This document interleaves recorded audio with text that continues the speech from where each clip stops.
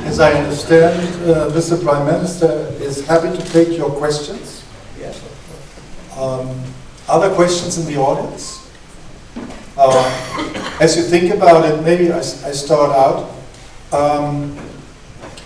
You mentioned at the outset the importance of new media and IT for the spread of information, for transparency, and for the fostering of the democratic movement in your country.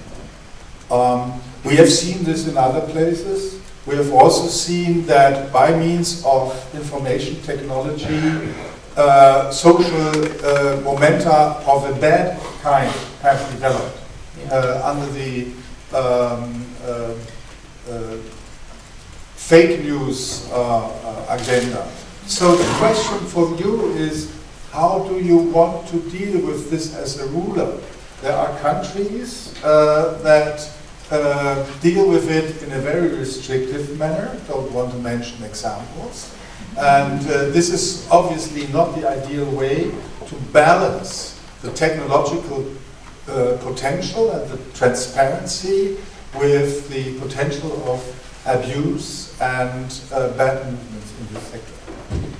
Thank you very much for that question. To be honest, recently we were discussing this topic of fake news with the leaders from worldwide in Davos, and all we accepted that we have no idea what to do with this problem. But for countries like Armenia with young democracy, I think the protection of right of expression and free speech is more important than to try to protect government from fake news. I would be honest, fake news now is a very big problem for all government of all countries, and for our government and for me personally too, because we have now in Armenian social media a huge amount of fake news about me personally, about my family, about my government, about our political team, about current situation in Armenia. But it would be very wrong temptation for us to try to use our authority to restrict any kind of right of expression in order to prevent our audience from fake news. I think that the better way to do that is the same, education. I think this situation, many people now see what's going on. I'm not sure what part of people understand the importance of problem of fake news. What part of people don't understand?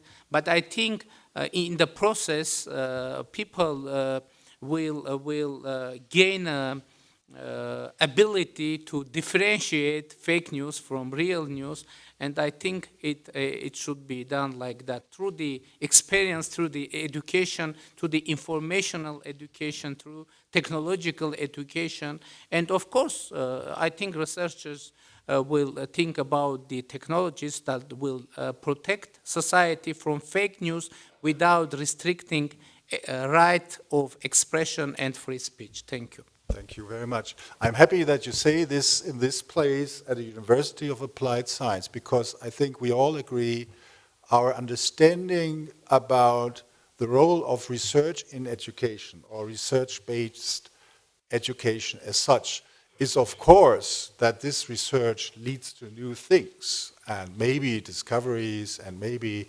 useful inventions. But as a main asset, research-based education should provide young people with the skill with the lifelong skill, if possible, to be able by themselves to tell apart the truth from the lie, the more probable from the less probable, by having the methodological approaches to criticize whatever they hear, whatever they learn, by whoever there is or whoever there seems to be. Further questions? You mentioned also the Davos conference, World Economic Forum, and in the beforehand, the risk report was published, raising issues like you've mentioned, digitization, but also climate change. Now, I'm aware that Armenia is not only a beautiful country, has a rich culture, but also has some impacts of natural hazards especially. Do you see connections of the topic of climate change and also digitization and all the new technologies as an opportunity also to create markets in economy? Thank you. Yes, of course, because, many people perceive new technologies, technologies as enemies for environment and for protection of environment. But it can be this perception has a part of truth. But on the other side, new technologies allow us to solve the environmental issues. And to be honest, thanks to new technologies, now we are aware about the scale of the issue of climate change and environmental issue, etc. In Armenia, to be honest, we have the huge problem of recycling the garbage, and now we are searching for investment on that field because we need to clean up our country because unfortunately we have no recycling technologies in our country implemented. And the other issue is to increase the demands from the mining sector in our country, because unfortunately our environment was hugely damaged from mining sector, and now we are going to increase and establish very high standards on environment and very high environmental standards on mining sector, and we hope that we will be able to do that with help of technologies.